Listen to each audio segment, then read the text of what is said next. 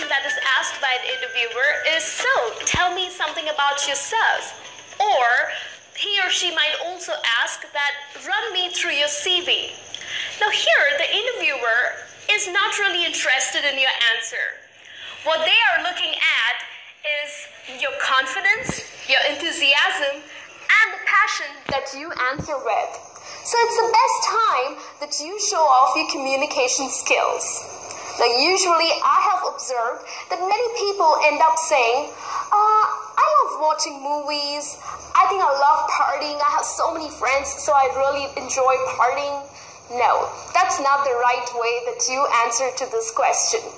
What you need to talk about is your education, where you grew up, or you can also talk about your past work experience if you have any, and your personal interests. For example, you can say, well, I grew up in France and I studied accounting. I also worked for an accounting firm for about 8 months and I really enjoy numbers. So maybe that's exactly the reason I love to solve them. Like solving them is so much fun. And in my spare time, I really like reading and also go out jogging, only if the weather allows me to. So that's the way you would answer to this question.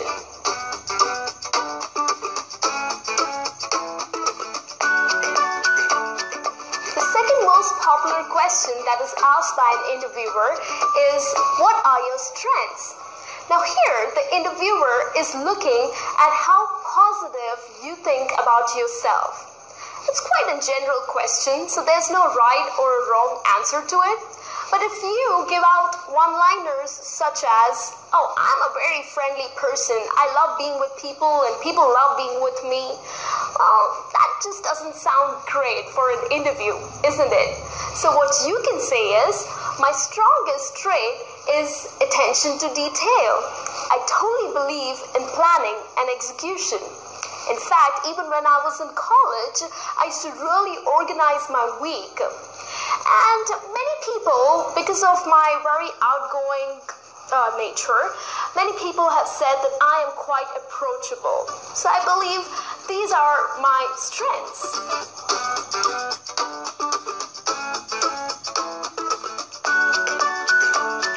The third most common question that is asked is, so what are your weaknesses?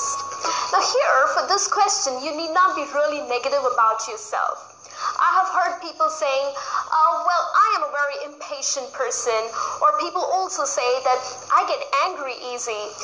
Well, that's not the right answer. Maybe that is your weakness, but you need not bring it out.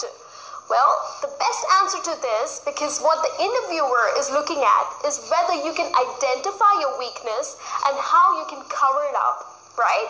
So one of the examples that you can use to answer this question is, well, I think my weakness is that I am way too detail oriented.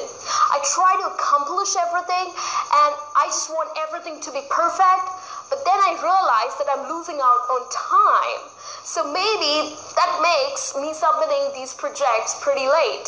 So I think that is one of the weaknesses. So here, basically, what you're doing is you are displaying that maybe you run out of time, but you're also giving a very positive aspect to it, that you are a perfectionist, right? And that's exactly what we saw as a strength in the previous question too. So I think this is one of the best ways that you can answer to this question.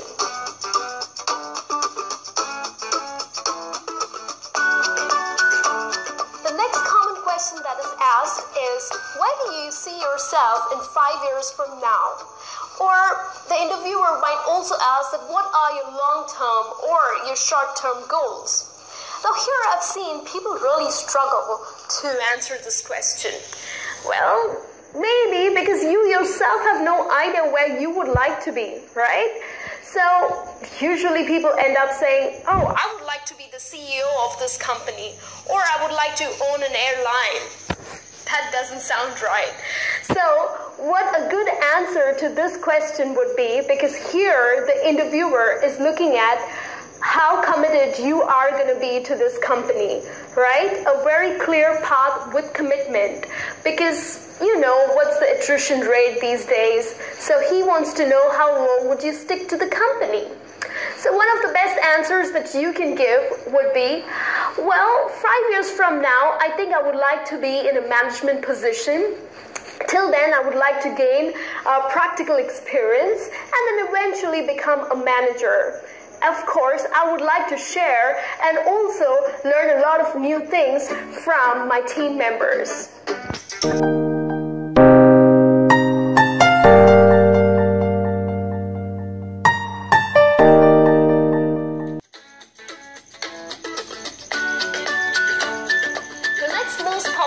That is asked is, so tell me something about our company, or what do you know about our company? Now here, the interviewer, of course, has knowledge about his own company, right, that he's working for. But what he is looking at is whether you are serious about this job or not, whether you have just come for one of those random interviews. So many people are usually let down because of the lack of research about the company.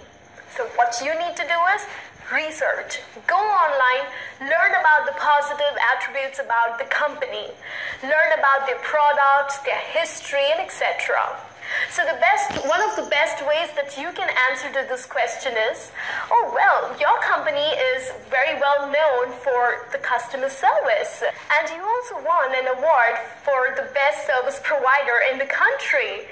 And of course, you also have a great clientele.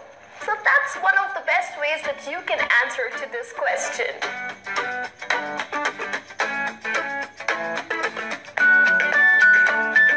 Sixth most common question that is asked is, how well do you handle a change? Well, the philosophy behind this question is to know, would you be able to cope up with a change? Because usually companies definitely come up with different strategies. Employees come and go, so would you be able to handle that?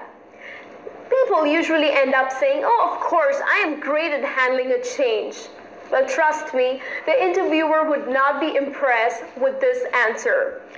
How you can answer to this question with an example would be, well, of course I can handle a change, because in my previous company, one of our immediate bosses had to quit, and there was this new boss who came in, and he had completely changed a strategy of a project.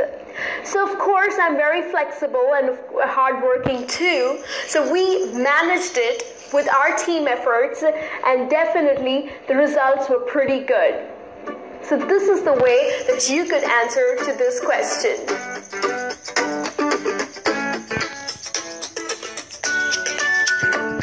The next common question that is asked is, how well do you work under pressure? Now, the reason behind this question is the employer or the interviewer wants to know that, do you get really stressed out? Do you get really panicked under pressure? Because these days, companies, of course, expect you to take more and more responsibility and, of course, a greater workload. So, the best way to answer this question is, well, definitely working under pressure or without pressure works just the same for me. In fact, in one of the companies that I was working, well, there was a project that was given to us which had to be completed in 4 days, which usually takes 10 days. And the whole team was like so stressed out, they panicked, and they just didn't know what to do. But then I ensured that they settled down. We prioritized our work, and in fact, in a very organized manner, we completed the project. Of course, we also worked late nights, but that definitely helped to submit our project in 4 days. So I think working under pressure is not too bad for me. So this is one of the best ways that you can answer to this question.